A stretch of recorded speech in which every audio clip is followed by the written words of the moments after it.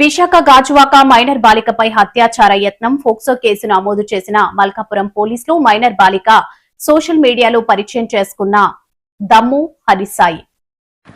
మల్కాపురం త్రినాథపురం బాధితులు ఇంటికి వెళ్లిన నిందితుడు బాధితురాలపై అత్యాచారం యత్నం చేసినట్లు తల్లి పోలీసులకు ఫిర్యాదు. కేసు నమోదు చేసి దర్యాప్తు చేస్తున్న మల్కాపురం పోలీసులు. నమస్కారం అండి. నేను విశాఖపట్నం సిటీ మల్కాపురం పోలీస్ స్టేషన్కి సంబంధించిన SHO అండి. అయితే మల్కాపురం పోలీస్ స్టేషన్లో నిన్న అనగా 18వ తేదీని ఒక పోక్సోకి సంబంధించిన కేసు రిజిస్టర్ చేయడం జరిగింది.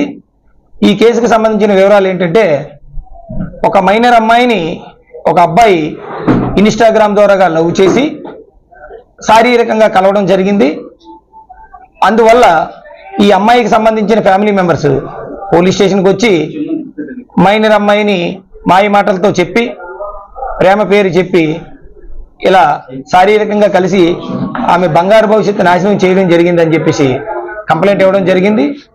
వెంటనే ఆ కంప్లైంట్ రిసీవ్ చేసుకొని కేసు రిజిస్టర్ చేసి విచారణ చేసి విచారణలో వాళ్ళు చెప్పిన విషయాలు నిజమే తెలిసిన తర్వాత ఆ సదరు వ్యక్తిని దమ్ము హరిసాయి అనే వ్యక్తిని అరెస్ట్ చేయడం జరిగింది. అయితే ఈ కేసుకు సంబంధించిన ట్విస్ట్ ఏంటంటే, అమ్మాయికి 16.5 సంవత్సరాలు, అబ్బాయికి కూడా 18.5 సంవత్సరాలు. జస్ట్ అయినా కూడా మేజర్ అయ్యి 7 నెలలు అయ్యింది.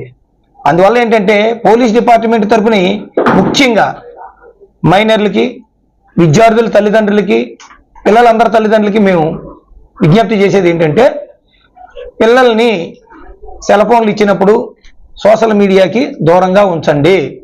సోషల్ మీడియాలో పిల్లలు రకరకాలైన విషయాలు చూసి ఈ ప్రేమ పట్ల, వేరే విషయాల పట్ల, చూడకూడని విషయాల పట్ల ఆకర్షితులై వాళ్ళు చెడు వ్యసనాలకు అలవాటు పడుతున్నారు.